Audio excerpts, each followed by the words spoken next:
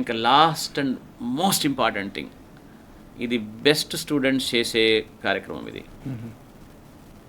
Challenge your self with the toughest of the problems. Challenge your self with toughest. ఈ tough లెవెల్ని మనం ఒక 4 లెవెల్స్గా అనుకోవచ్చు సార్. సింపుల్గా అండర్స్టాండ్ అవుతుంది, అందరికీ అండర్స్టాండ్ అవ్వడానికి చెప్తాను నేను. ఎంసెట్ అంటే ఎప్సెట్ అంటాం ఇప్పుడు. State level entrance exam first level అనుకోండి, మెయిన్స్ లెవెల్ ఎగ్జామ్ సెకండ్ అనుకోండి, ఐటీజే అడ్వాన్స్డ్ థర్డ్ అనుకోండి, ఒలింపియాడ్ ఫోర్త్ లెవెల్. ఎప్పుడే నేను అన్నా ఇంతకుముందు 100 లోపల ర్యాంకులు లేక 200 లోపల ర్యాంకులు వచ్చిన పిల్లలందరూ కూడా the always look for టఫర్ problems. ఎప్పుడైనా నేను మనం ఎగ్జామ్స్లో కొంచెం పిల్లల్ని ఎంకరేజ్ చేయడానికి పేపర్ ఈజీ చేస్తాం అప్పుడప్పుడు. చేస్తే ఇట్లాంటి పిల్లలు పట్టుకుంటారు, సార్ మీరు పేపర్ ఈజీ చేసినారంటారు. పేపర్ ఈజీ చేయొద్దు, మాకు ఇంకా టఫ్ చేయమంటారు.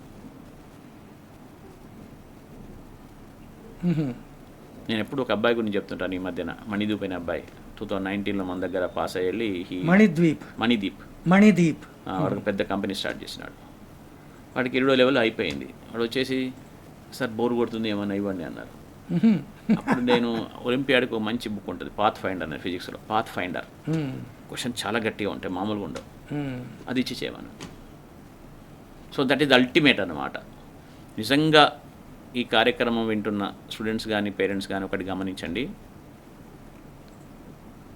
if the child can do those fourth level problems, or if the child can challenge himself or herself with this fourth level problems, of course once again you take help, that's there all the time.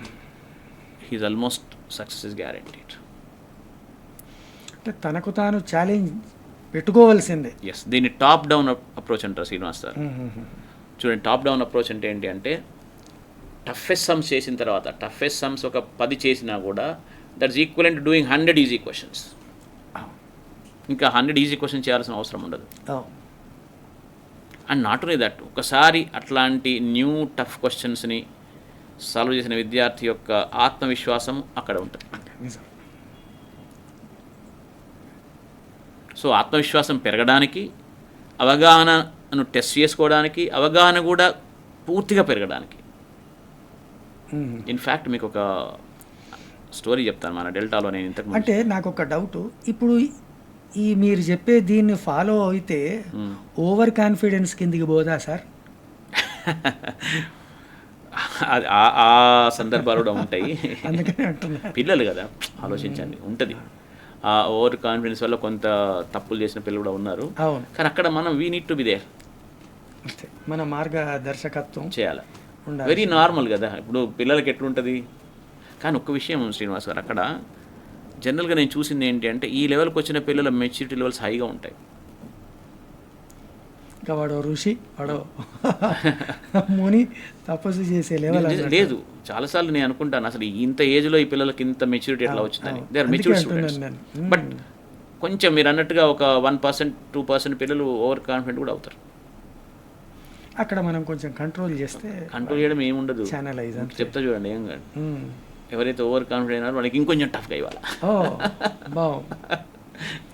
అంటే నేను break confidence అంటారు. గర్వం పెరిగితే గర్వభంగం చేయాల్సిందే.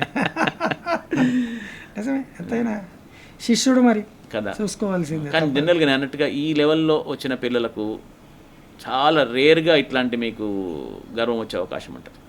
ఉంటారు, తప్పకుండా ఉంటారు. నాకు గాట్ సో మెనీ ఎగ్జాంపుల్స్. ఇంతకుముందు ఏమన్నాను చూడండి, ఏమన్నాను మీకు, మణిదీప్ అనే అబ్బాయికి బోర్ కొడితే ఒలింపియాడ్ ప్రాబ్లమ్స్ ఇచ్చానని. సో అది they're all great problems. So అవన్నీ చేసిన తర్వాత ఇంకా ఇష్యూ అసలు ఉండనే ఉండదు.